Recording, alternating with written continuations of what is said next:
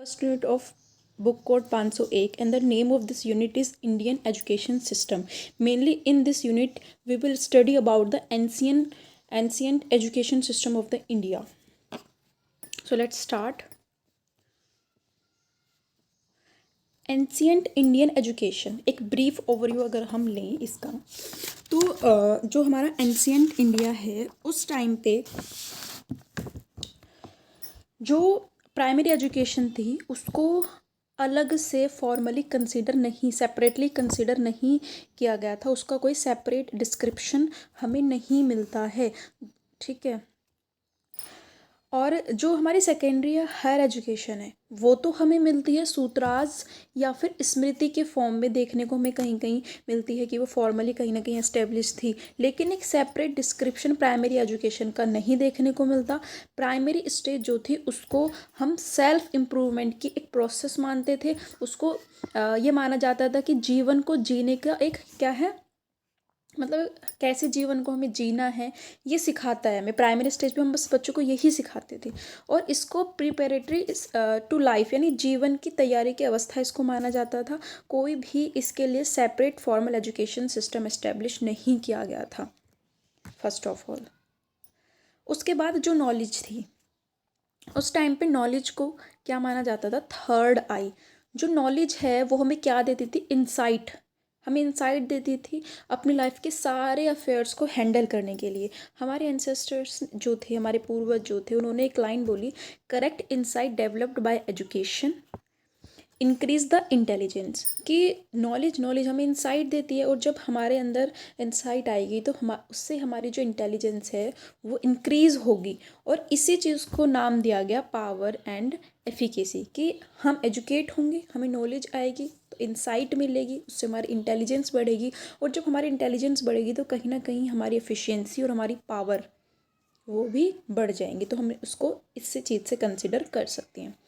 Next कि जो education है उससे प्रोग्रेस मिलती है, प्रोस्पेरिटी मिलती है, ठीक है, और प्रगति करते हैं हम, ये सब चीज़ें जो ह्यूमन की सारी खुशियाँ हैं, सारी ह्यूमन हैप्पीनेस है, वो कहीं ना कहीं जो उसकी जड़ है वो एजुकेशन पर बेस्ड है, एजुकेशन ही है उसकी जड़। हम एजुकेट होंगे तो हम कहीं ना कहीं अपनी खुशियों को मतलब हम ढूंढ लेंगे, ठीक है, रूट है ऑफ ऑल ह्यूमन हैप्पीनेस।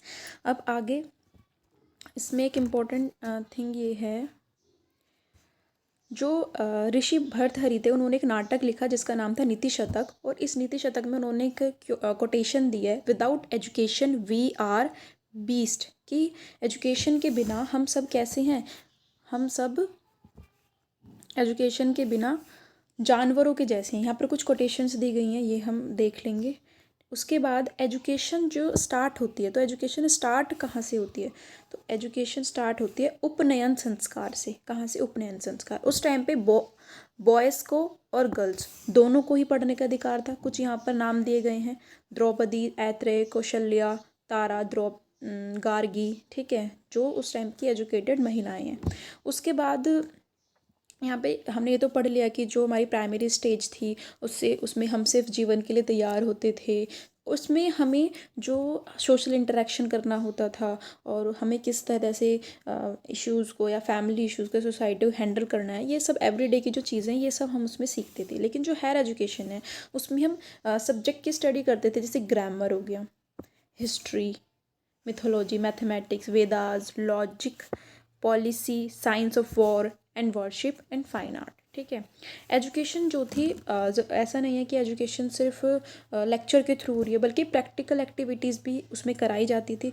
उसमें अब जो एक ह्यूमन है उसको चार स्टेज जीता है अपनी लाइफ में, चार तरह की ड्यूटीज़ वो परफॉर्म करता है। सबसे पहले क्या है, ब्रह्मचर्य आश्रम में सेलिबेसी, कि एकदम वो ब्रह्मचारी ऋषि मुनियों की तरह भिक्षा मांग के इस तरह से वो अपने जीवन को गुजारा करते थे, ठीक है। और फिर गृहस्थ आश्रम यानी शादी करते थे। वानप्रस्थ आश्रम अपने सारे चीज़ों से रिटायर हो जाते थे, अपने सारे जितने भी उनके कर्तव्य रिस्पॉन्सिबिलिटी उसको निभा के और रिटायर हो जाते थे। उसके बाद संन्यास आश्रम, उसके बाद वो जाते थे कहाँ पर, वनों में रहने लग जाते थे, वनों में भगवान को अपने आप को समर्पित कर देते थे। इस तरह के चार आश्रम वो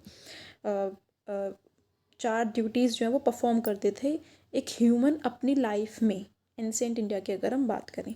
उसके बाद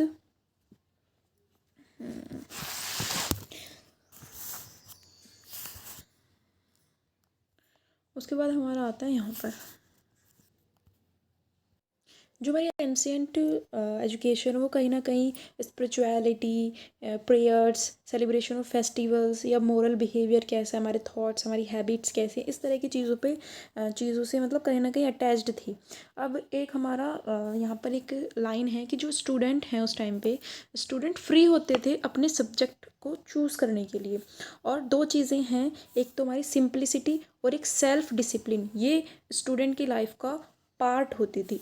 ठीक है। अब जैसे एग्ज़ाम में क्वेश्चन आया कि स्टूडेंट की लाइफ के एंशिएंट इंडिया की अगर हम बात करें तो क्या क्या चीज़ें स्टूडेंट की लाइफ का पार्ट थी, तो वहाँ पर आपके सामने 4 ऑप्शन होंगे, लेकिन एग्जामिनर सिंप्लिसिटी और सेल्फ डिसिप्लिन को ही करेक्ट मानेगा बिकॉज ऑफ ये एनआईएस में गिवन है। तो हमें ध्यान रखना पड़ेगा एनआईएस में क्या गिवन है, सिंप्लिसिटी और सेल्फ डिसिप्लिन को स्टूडेंट लाइफ का पार्ट बताया गया है।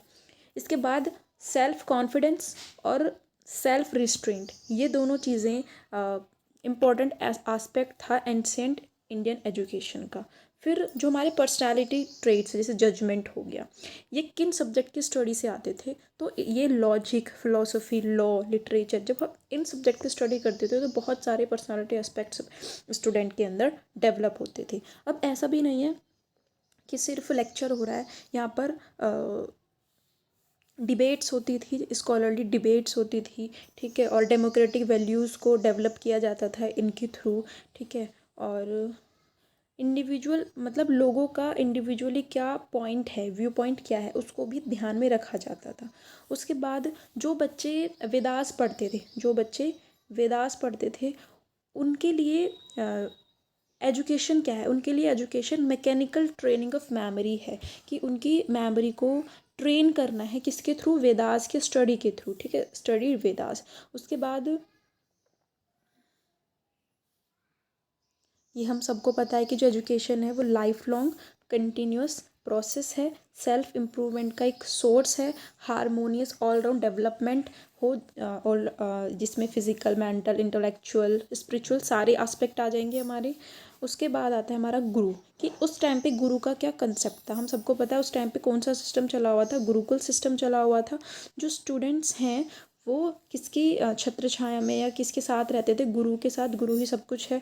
और गुरु एक आश्रम was kind of boarding school, जो गुरु का आश्रम होता था वो बोर्डिंग स्कूल के जैसा होता था। उसके बाद इस बोर्डिंग स्कूल में, इस आश्रम में हर तरह का बच्चा आता था, चाहे वो रिच हो या फिर चाहे वो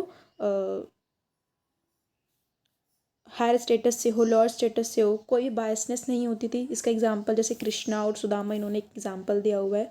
उसके बाद एजुकेशन जो थी वो बिल्कुल फ्री थी, कोई भी पैसा नहीं लिया जाता था गुरु से। और विद्या दान को सर्वश्रेष्ठ दान बताया गया, हमारे जो हमारा वेद पुराण है। ठीक है। और जो स्टूडेंट्स होते थे वो मधुकरी लेते थे, मधुकरी मतलब भिक्षा मांगते थे, जिससे वो किस तरह से सोसाइटी को सपोर्ट करना है, सोसाइटी में किस तरह से एग्जिस्ट करना है, लोगों की क्या प्रॉब्लम्स हैं। ठीक है। उन सब से रूबरू बच्चे होते थे। उसके बाद ये हो गया कि गुरु क्या है, फादर की भूमिका में रहते थे। गुरु जो है फादर की भूमिका में है, पेरेंट गार्जियन की भूमिका में है। कोई विदाउट एनी फ़ी चार्ज, कोई फ़ी चार्ज नहीं होता था। उसके बाद जो गुरुकुल्स हैं वो डोनेशंस फ्रॉम किंग्स, जो डोनेशंस देते थे कुछ लोग, कुछ रिच सोसाइटी के लोग या फिर किंग या फिर कोई भी, या फिर गुरु दक्षिणा, इन चीज़ों से ही जो गुरु आश्रम है वो चला करता था। उसके बाद गुरु का दर्जा हमें पता है, गुरु ब्रह्मा गुरु विष्णु गुरुदेवो महेश्वराय, गुरु साक्षात परब्रह्म तस्मै श्री गुरुवे नमः। तो गुरु को सिर्फ टीचर ही नहीं माना जाता था, बल्कि उनको भगवान, अपने पेरेंट्स से भी ऊपर का दर्जा दिया गया था। ठीक है।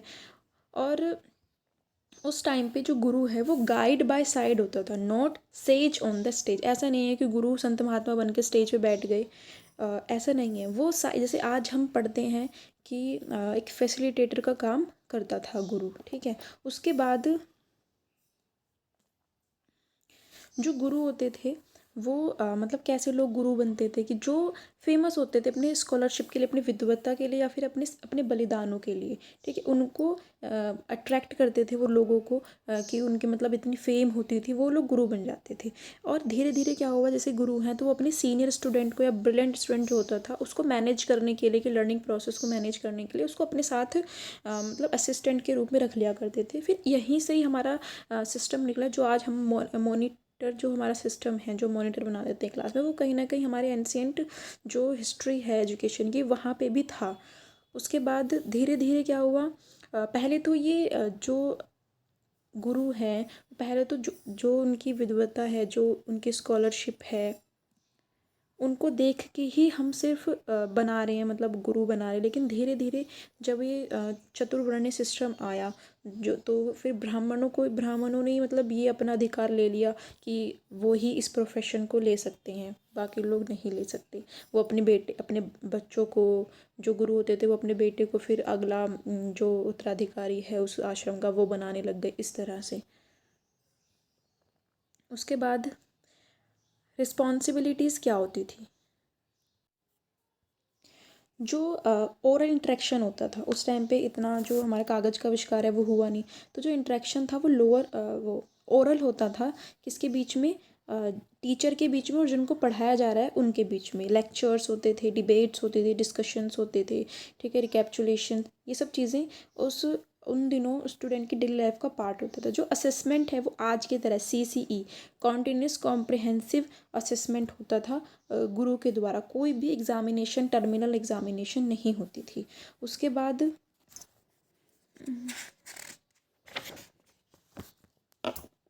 ऑटोनॉमी होती थी, लर्नर्स को autonomy of the learner was respected, ठीक है। उसके student was free to choose, student फ्री होते थे अपना गुरु चुनने के लिए और अपने सब्जेक्ट्स चुनने के लिए, कोई भी उनके ऊपर दबाव नहीं होता था, उनकी मर्ज़ी है। उसके बाद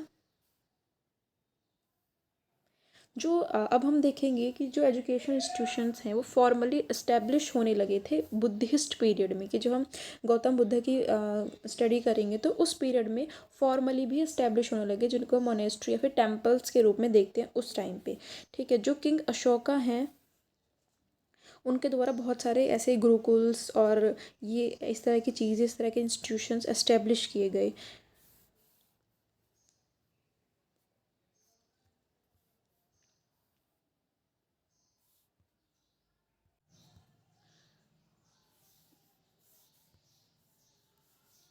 जो अशोक है उन्होंने कुछ इंस्टीट्यूशंस, गुरुकुल्स इस्टेब्लिश किए, तो उनमें जो लोग एंगेज थे वो अपने आप को क्रिएशन में, कन्वर्सेशन में, डिसेमिनेशन, इन चीज़ों में अपने आप को एंगेज करते थे। जैसे आज जो मॉडर्न यूनिवर्सिटीज़ है उसमें वो 3 फंक्शंस करती हैं, जैसे टीचिंग, रिसर्च और टीचिंग करती हैं, टीचिंग करती हैं, रिसर्च करती हैं, एक्सटेंशन करती है, चीज़ों को एक्सप्लोर करती हैं। जो उस टाइम पे एडमिशन है वो एंट्रेंस टेस्ट के थ्रू ही होते थे। कुछ वेल नोन एजुकेशन के लिए यूनिवर्सिटीज जैसे तक्षशिला, नालंदा, विक्रमशिला, वल्लभी, कांची, बनारस में हैं, तो ये इन्होंने दिए हैं। उसके बाद यहाँ पे अब्रॉड से, विदेश से भी बच्चे पढ़ने आते थे। और यहाँ पर जो हम इस्लामिक एजुकेशन की बात करें तो 2 चीज़ें हैं, माकताब और मदरसा। माकताब में लोअर एजुकेशन होती थी और मदरसा में हायर एजुकेशन होती थी, जिसमें मुल्ला और मौलवीज़ टीचिंग करते थे। उसके बाद ईस्ट इंडिया कंपनी आ गई। उसके बाद हम आगे बढ़ेंगे।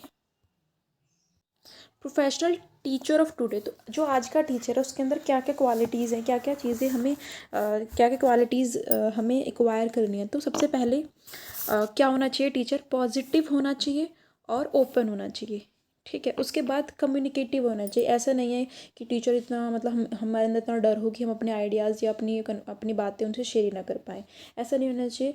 वो दूसरे लोग उससे अपने आइडियाज़ शेयर करने के लिए एनकरेज हों, तो कम्युनिकेटिव होना चाहिए। फिर लिसनर होना चाहिए, अपने बच्चों को एम्पैथेटिकली वो सुने, धैर्य से वो सुने, पेशेंस रखे। फिर डिपेंडेबल होना चाहिए, डोंट बी कन्फ्यूज्ड, ये डिपेंडेबल है, डिपेंडेंट नहीं है। डिपेंडेंट ना हो टीचर किसी पे, लेकिन टीचर ऐसा हो जिस पर बच्चे नॉलेज के लिए डिपेंड हो सकें।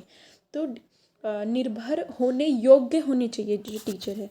उसके बाद है पर्सनेबल होने चाहिए, कि लोग उनसे जो मिलजुल कर वो कार्य कर सके, इंटरेक्शन कर सके, इन्वॉल्व म्यूचुअल रिलेशनशिप उनकी अच्छी हो। फिर ऑर्गेनाइज्ड होने चाहिए, हर चीज़ को एक प्लान्ड मैनर से करे, सेल्फ कॉन्फिडेंट होने चाहिए, मोटिवेटेड होने चाहिए, कंस्ट्रक्टिव होने चाहिए। ऐसा नहीं है मतलब नई नई चीज़ें क्रिएट करें, तो कंस्ट्रक्टिव होने चाहिए थॉट्स में, कंपैशनेट होने चाहिए। उसके बाद इंडिविजुअली परसेप्टिव होनी चाहिए कि जो वो देखे कि सारे जो बच्चे हैं, ईच स्टूडेंट एज यूनिक है, वैल्यूएबल है, मतलब सबकी वो इंडिविजुअलिटी जो है उसको समझे।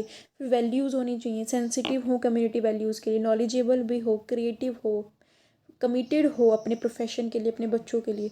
तो ये सारे जो गुण हैं वो आज के टीचर में होने चाहिए। अब changing nature of the today society, तो आज हमारे पास आईसीटी है। आईसीटी दिन पे दिन लगातार day by day her minute उसमें कुछ ना कुछ नया, कुछ इन्वेंशंस हो रही हैं। इसने हमारी पूरी जो लाइफ स्टाइल है उसको पूरा बदल दिया है। और जो ये टेक्नोलॉजी है ये एजुकेशन में भी यूज़ होने लगी है, जिनसे हम चीज़ों को और अच्छे से विजुअलाइज कर पा रहे हैं, अच्छे से उनको समझ पा रहे हैं कॉन्सेप्ट्स को। एक तो ये चेंज आया कि हमारे पास आईसीटी आ गई, फिर हमारी जो नॉलेज है वो कनेक्टेड हो गई, और जो हमारी सोसाइटी है वो नॉलेज बेस्ड बन गई कि हर कोई अब पढ़ रहा है। कोई दूर दराज क्षेत्र में भी रह रहा है तो वो टेलीविज़न, कंप्यूटर की सहायता से पढ़ रहे हैं। उसके बाद जो आईसीटी है उसकी एप्लीकेशंस हम एजुकेशनल प्रोसेस के लिए भी यूज़ करने लग गए हैं। ठीक है, डिलीवरी करने में, जो हमारे एजुकेशन है, करिकुलम डेवलपमेंट है, इन सब चीज़ों में भी आईसीटी का यूज़ होने लगा है। उसके बाद जो हमारा जो लर्नर है अब उसको ऑटोनॉमी मिलने लगी है। वो अब चीज़ों पे डिपेंड नहीं है पूरी तरह से, वो टीचर्स पे डिपेंड है हालांकि, बट पूरी तरह से डिपेंड नहीं है। वो इन सब चीज़ों के थ्रू अपनी लर्निंग प्रोसेस और ये सब चीज़ें कर सकता है। उसके बाद role of teacher in emerging society, जो टीचर का रोल है वो हमने अभी पीछे पढ़ा है। यहाँ पे एक चीज़ इम्पोर्टेंट है कि जो लोरीलार्ड्स कन्वर्सेशन मॉडल, इन्होंने एक मॉडल दिया और इसमें 4 तरह के जो रोल हैं उनको बताया है टीचर के: डिस्कर्सिव, अडाप्टिव, इंटरैक्टिव और रिफ्लेक्टिव। ये 4 रोल्स इन्होंने बताए हैं, तो हमें ध्यान में रखना है। लोरीलार्ड कन्वर्सेशन मॉडल में 4 रोल बताए हैं: डिस्कर्सिव, अडाप्टेटिव, इंटरैक्टिव और रिफ्लेक्टिव। ठीक है, ये इंपॉर्टेंट चीज़ें हैं। उसके बाद अब यहाँ से मेन चीज़ें स्टार्ट होंगी। अब हम पढ़ेंगे जो हमारी प्री इंडिपेंडेंस है, प्री इंडिपेंडेंस जो पीरियड था उसमें क्या क्या चीज़ें हुई, कौन कौन से उसमें कमीशन आए, कौन से एक्ट आए, वो सब चीज़ें। तो जो हमारा प्रेजेंट एजुकेशन सिस्टम है कहीं ना कहीं वो हमें देखने को मिलता है 19वीं सदी की स्टार्टिंग में, beginning of the 19th century. इसमें सबसे पहले जो आएगा वो आएगा British parliament after every 20 year renew करती थी चार्टर को। जो चार्टर एक्ट वो लेके आते थे, ईस्ट इंडिया कंपनी जो थी वो रिन्यू करती थी। और जब 1813 में जब चार्टर आया उसमें ईस्ट इंडिया कंपनी को 1 लाख रुपए दिए गए। क्या करने के लिए? इंडिया में लिटरेचर को और जो एजुकेशन है, ठीक है, उसको एनकरेज करने के लिए।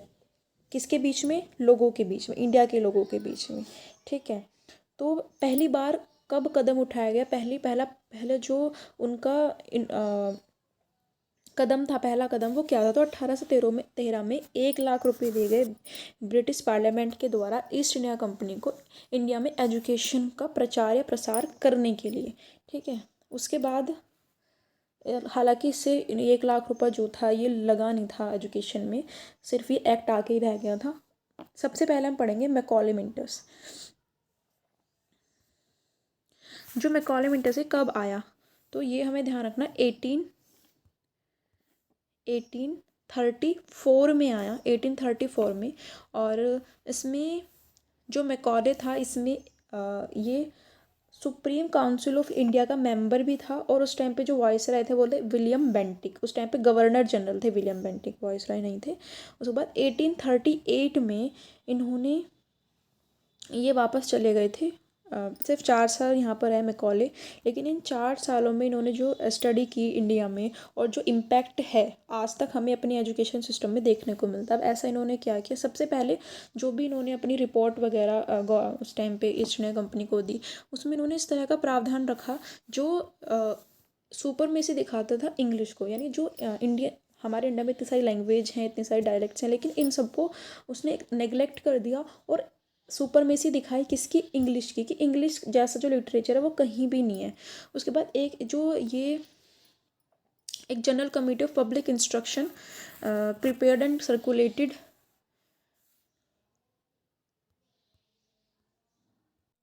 ये इसके चेयरमैन थे। जो मैकॉले है वो general committee of public instruction जो था इसके चेयरमैन थे, और 1835 में इन्होंने अपना सर्कुलेटेड मेमोरेंडम दे दिया, जिसमें इन्होंने एक डिसिसिव, एक मतलब निर्णायक स्टैंड लिया किन के खिलाफ, नेटिव कल्चर के खिलाफ, और जो हमारी नॉलेज थी, जो हमारी संस्कृत, अरेबिक, पर्शियन, जो इंडियन लैंग्वेज थी, उनके खिलाफ। और उन्होंने पूरी तरह से वेस्टर्न साइंस को पढ़ाने की बात करी, वो भी इंग्लिश लैंग्वेज में, ठीक है। और हम देखेंगे कि जो इन्होंने बोला कि हर चीज़ इंग्लिश लैंग्वेज के थ्रू पढ़ाओ, वो आज तक हमें देखने को मिल रहा है। आज भी हम इंग्लिश को कितना इम्पोर्टेंस दे रहे हैं। 100 साल के बाद जब हमारा वर्धा कमीशन आई, उसमें महात्मा गांधी ने ये बात रखी कि मदर टंग में पढ़ाना है। तो 100 साल लगभग लग गए इस चीज़ को समझने में कि अपनी लैंग्वेजेस की क्या इंपॉर्टेंस है, या हम इंग्लिश को ही सब कुछ मानते आ रहे हैं तब से। उसके बाद यहाँ पे एक लाइन है, जो मैकॉले, इन्होंने दोनों ही लैंग्वेज को, अरेबिक या संस्कृत, दोनों ही लैंग्वेज को रिजेक्ट कर दिया और इंग्लिश को ही कंसिडर किया और बोला कि बेटर है। एक इन्होंने कोटेशन दी कि a single shelf of a good European library was worth the whole native literature of India and Arabic, कि अगर हम इंग्लिश लिटरेचर की सिर्फ एक शेल्फ को देखें, वो पूरे इंडियन और अरेबिक लिटरेचर के बराबर है। मतलब इतनी अच्छा है जो यूरोपियन लिटरेचर है, वो इतना ज़्यादा अच्छा है। तो इस तरह से इन्होंने सुपीरियोरिटी दिखाई किसके लिए, इंग्लिश के लिए।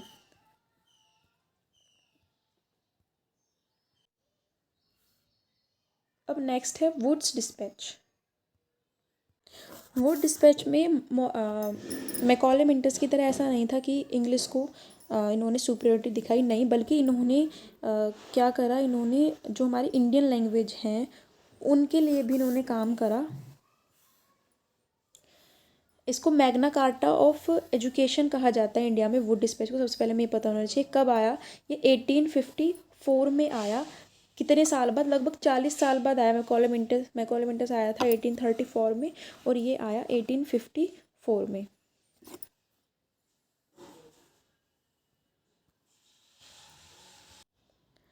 वोकेशनलाइजेशन ऑफ एजुकेशन किसने, हंटर कमीशन में वोकेशनलाइज किया गया एजुकेशन को, और 1882 में ये आया। उसके बाद इसमें डाइवर्सिफाई किया गया स्कूल करिकुलम को। इसमें 2 स्ट्रीम में बांट दिया, एक हाई स्कूल और दूसरा वोकेशनल या कमर्शियल स्कूल। 2 चीज़ों में बांट दिया इन्होंने स्कूल एजुकेशन को। और लेकिन इसकी जो पॉलिसीज़ थी या जिनकी जो रिकमेंडेशन थी, उसको गवर्नमेंट ने बिल्कुल इग्नोर कर दिया। उसके बाद यूनिवर्सिटी कमीशन आया 1902 में, और यूनिवर्सिटी कमीशन में यूनिवर्सिटीज़ इस्टेब्लिश की गई ब्रिटिश राज में, और उनको एक न्यू कमीशन अपॉइंट करी ब्रिटिशर्स ने, जो कंडीशन और प्रोस्पेक्ट को देखेगी जो यूनिवर्सिटीज़ एस्टेब्लिश्ड की गई थी, उसके बाद अपनी रिकमेंडेशन देगी। अब इन्होंने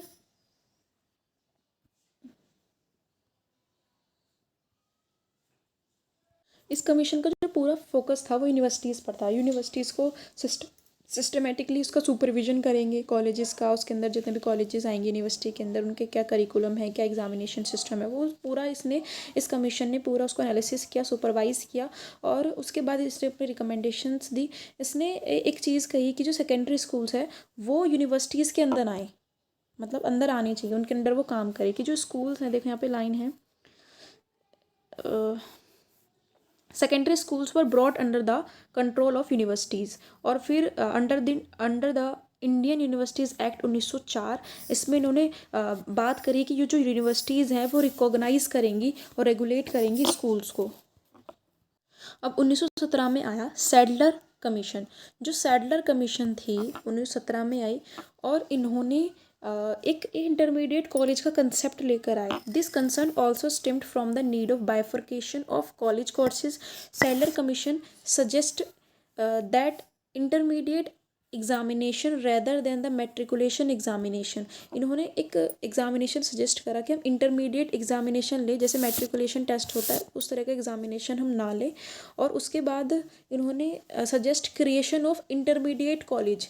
जो इन्होंने बोला कि इंटरमीडिएट कॉलेज की स्थापना की जाए जो arts, science, medicine, engineering, teaching इस तरह से बाइफर्केट कर दे कॉलेजेस को, कॉलेज कोर्सेज को। और इन्होंने board of secondary and intermediate education की स्थापना करने का भी इन्होंने एक रिकमेंड करा। इन्होंने रिकमेंडेशन दी कि बोर्ड ऑफ सेकेंडरी एजुकेशन और इंटरमीडिएट एजुकेशन स्थापित होना चाहिए। फिर इसके बाद इन्होंने कंसेप्ट दिया टू स्टेज और junior college today. Perhaps the seed of concept of two stage और junior college today are led by Sadler commission. कि जो हम देखते हैं +2 स्टेज जो है, जूनियर कॉलेज स्टेज जो है, यानी जो हमारा 12th क्लास जो हम लेके चल रहे हैं वो कहीं ना कहीं उसके जो सीट थे वो सैडलर कमीशन से ही निकले। तो ये भी आ सकता है कि +2 स्टेज या फिर जूनियर कॉलेज जो हम आज की डेट में देखते हैं वो कहाँ से आया, तो वो सैडलर कमीशन से वो निकला है कहीं ना कहीं। सैडलर कमीशन की जो रिपोर्ट थी वो comprehensive one and many of universities in India implemented it's suggestion. और बहुत सारी यूनिवर्सिटीज़ ने इसके सजेशन को माना। First time Commission had recommended the attachment intermediate classes to high schools and setting of board of education। कि इसने सबसे पहले ये रिकमेंड करा कि हमें एक बोर्ड कि हाई स्कूल और या इंटरमीडिएट एजुकेशन उसको हैंडल करने के लिए बोर्ड की स्थापना की जाए। फर्स्ट टाइम इसने ऐसा बोला कि जो इंटरमीडिएट क्लासेस है उनको हाई स्कूल्स के साथ अटैच्ड कर दिया जाए। इसके बाद हमारा आएगा हार्टॉग कमीशन। हार्टॉग कमीशन आया 1929 में और इसमें अपॉइंट किया गया इस कमीशन को रिव्यू करने के लिए द पोजीशन ऑफ एजुकेशन कि कंट्री में इस टाइम कंट्री में क्या पोजीशन है एजुकेशन की, इसको देखने के लिए 1929 में हार्टॉग कमीशन आया। इस कमीशन ने क्या करा, to remove the university still dominated the whole secondary course. जो यूनिवर्सिटीज़ हैं वो अभी तक वही डोमिनेट कर रही हैं। जो सैडलर कमीशन ने इंटरमीडिएट स्कूल की बात करी कि इंटरमीडिएट कॉलेज की स्थापना होनी चाहिए या फिर बोर्ड ऑफ सेकेंडरी एजुकेशन को बढ़ावा देने की इन्होंने बात करी, लेकिन अभी भी कहीं ना कहीं यूनिवर्सिटीज़ जो है वो डोमिनेटेड थी। और to remove this effect the committee recommend that a large number of student intending of follow certain vocation should stop at the middle school stage and there should be more diversified curriculum। अब इन्होंने बोला कि जो curriculum है वो मोर diversify हो ताकि जो बच्चे हैं वो अपनी जो एजुकेशन उसको स्टॉप ना करें मिडिल स्कूल स्टेज में, बल्कि उसको आगे भी बढ़ाएं। The committee also recommend diversion of more boys to industrial and commercial careers. जो कमेटी थी इन्होंने रिकमेंड करा कि जो लड़के हैं उनको इंडस्ट्रियल कमर्शियल करियर्स में at the end of middle stage थी एजुकेशन की, उसमें उसके एंड में इनको इनकी तरफ मोड़ दिया जाए where they should be prepare for specialised education. कि उसके बाद वो उस चीज़ में अपने जो उनको जाना है इंडस्ट्रियल कमर्शियल करियर में उन चीज़ों की उनको ट्रेनिंग दी जाए, उनसे रिलेटेड उनकी स्टडी हो। ठीक है, उसके बाद आया सप्रू कमेटी। अब सप्रू कमेटी जो थी इन्होंने डाइवर्सिफाइड वोकेशनल कोर्स की बात करी, 1934 में आई। और ये एक स्पेसिफिक गवर्नमेंट के अंदर यूपी गवर्नमेंट यानी एक स्पेसिफिक स्टेट से रिलेटेड है, यूपी गवर्नमेंट लेकर आई सप्रू कमेटी को 1934 में। और इन्होंने ये बोला कि जो अभी भी जो कोर्स जो अनएम्प्लॉयमेंट है वो क्यों है इंडिया मतलब यूपी में क्यों अभी तक अनएम्प्लॉयमेंट देखने को मिल रही है, जबकि एजुकेशन जो सिस्टम है वो भी इस्टेब्लिश है। तो इन्होंने क्या करा, UP came to conclusion that the system of education prepared pupils only for examination and degree not the any vocation life. अब इस कमेटी ने बताया कि जो एजुकेशन सिस्टम है वो प्रिपेयर कर रहा है बच्चों को सिर्फ एग्जामिनेशन के लिए और डिग्रीज़ के लिए, बल्कि वो वोकेशन उनके काम या फिर जो उनको प्रोफेशन आगे जाके चूज़ करना है उसमें कोई भी हेल्प वो नहीं कर रहा है। तो इसके लिए इन्होंने डाइवर्सिफाइड कोर्स हो सेकेंडरी स्टेज पर ही इन्होंने सजेस्ट करा कि वही जो हमने अभी पहले पढ़ा कि it suggest that diversified course at the secondary stage should be introduce one of leading, कि हम बहुत सारे मतलब कोर्सेज सेकेंडरी स्टेज पे ही हम लॉन्च कर दें, जिसमें एक यूनिवर्सिटी डिग्री की तरफ जाए, एक इंटरमीडिएट स्टेज, जो इंटरमीडिएट स्टेज की बात करी थी किसने, सैडलर कमीशन ने, इसने कहा उसको रिमूव कर दो, उसको हटा दो, और जो सेकेंडरी एजुकेशन है बच्चों की उसी को 1 साल बढ़ा दो, और उसमें हम क्या दें, वोकेशनल ट्रेनिंग दें बच्चों को, वोकेशनल ट्रेनिंग एजुकेशन दें लोअर सेकेंडरी स्टेज में, उनकी उसके स्टार्टिंग में वोकेशनलाइज कर दें हम लोअर सेकेंडरी जो स्टेज है उसी में ही हम वोकेशनलाइज कर दें, और जो इंटरमीडिएट स्टेज है उसको हम हटा दें, और जो डिग्री कोर्स है उसको इन्होंने बोला the degree course at the university should extend over a period of 3 years, कि उसको भी हमें थोड़ा बढ़ा देना चाहिए। अब है एबॉट वुड रिपोर्ट। अब एबॉट वुड रिपोर्ट, अब हमने एक टर्म सुनी होगी पॉलीटेक्निक, बहुत सारे बच्चे पॉलीटेक्निक करते हैं, तो किस तरह से आया, तो 1935 में Abbott would central advisory board of education, यहाँ इसमें 2 एक्सपर्ट थे, एबॉट वुड, एक एबॉट एंड एक वुड, इनको इनवाइट करा 1936 में गवर्नमेंट पर्टिकुलर प्रॉब्लम ऑफ किसके लिए, स्पेसिफिकली वोकेशनल एजुकेशन के लिए। इन्होंने 1937 में अपनी रिपोर्ट दी। देखो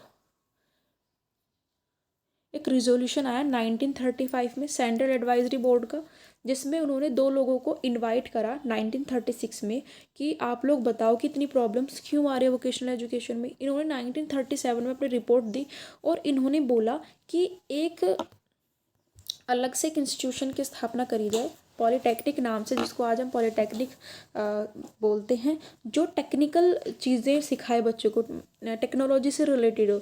the province also started technical commercial and agricultural high school conducting non literary course. मतलब अब कहीं ना कहीं जो हमारी एजुकेशन है वो सिर्फ लिटरेचर या फिर इन सब चीज़ों से रिलेटेड नहीं है, बल्कि अब टेक्नोलॉजी का भी उसमें इम्पोर्टेंस आने लगी।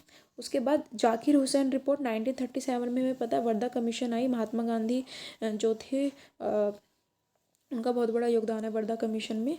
और 1937 में 7 प्रोविंस थे ऐसे, 7 प्रोविंस ऐसे थे जिसमें नेटिव रिप्रेजेंटेटिव थे, कि मतलब वहाँ पर हमारे देश के लोग ही उसके रिप्रेजेंटेटिव बन गए थे।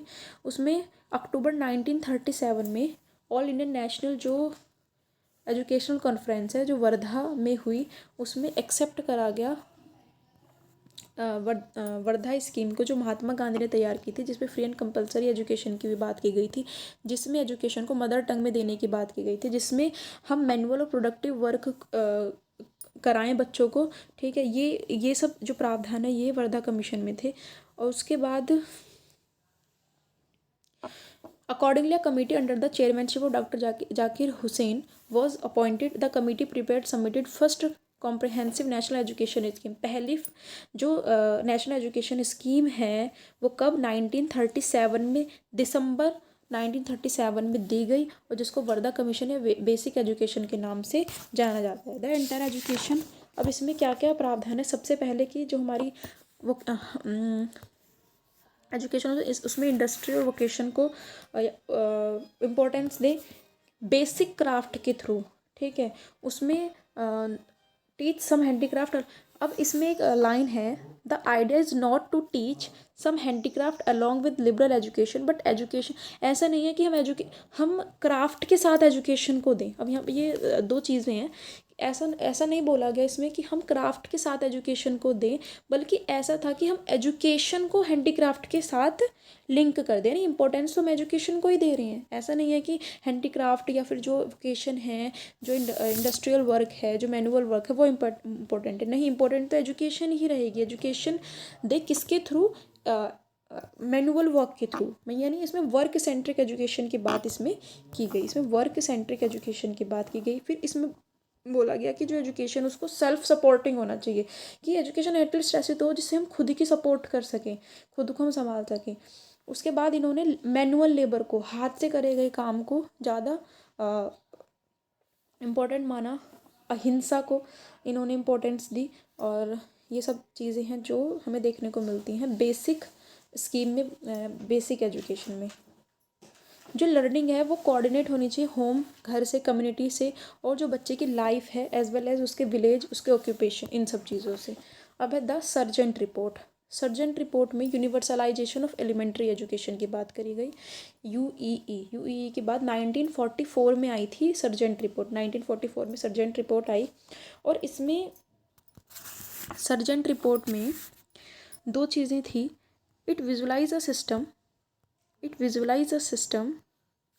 of education with pre-primary education for 3 to 6 years and compulsory free basic education all children 6 to 14 years। इसमें इन्होंने बोला सीनियर बेसिक और जूनियर बेसिक, दो तरह के बेसिक होंगे।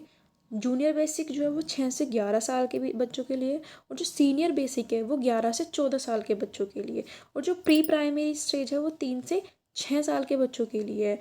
और इन्होंने बोला कि 14 ईयर्स तक क्या कर दें, फ्री और कंपलसरी एजुकेशन कर दें, जैसा कि सजेस्ट करा गया था वर्धा कमीशन में। और जो सीनियर बेसिक या फिर जो मिडिल स्कूल है वो फाइनल स्टेज हो स्कूल करियर की, ठीक है। तो इसने अपनी ये रिकमेंडेशन दी, वो हमें सबके रिकमेंडेशंस को ध्यान में रखना है कि सर्जेंट रिपोर्ट में क्या बोला गया, वर्धा कमीशन में क्या बोला गया, इस तरह से।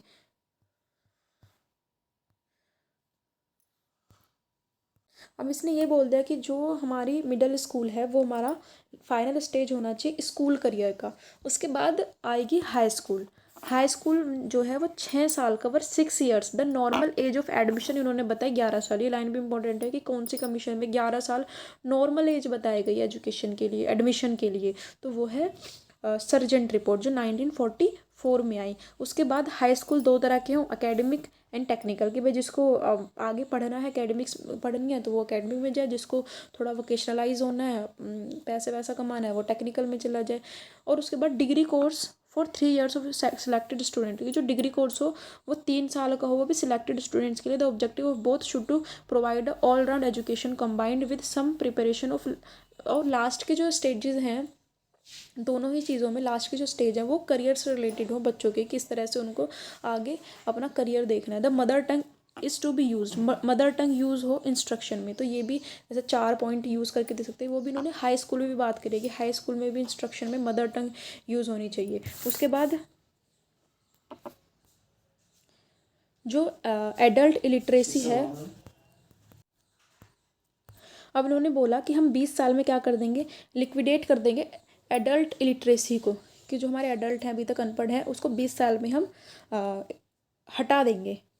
Full provision for proper training of teachers, provision for the physically और मेंटली हैंडीकैप चिल्ड्रन। इन्होंने अलग अलग टीचर्स के लिए प्रोविजन्स बनाए।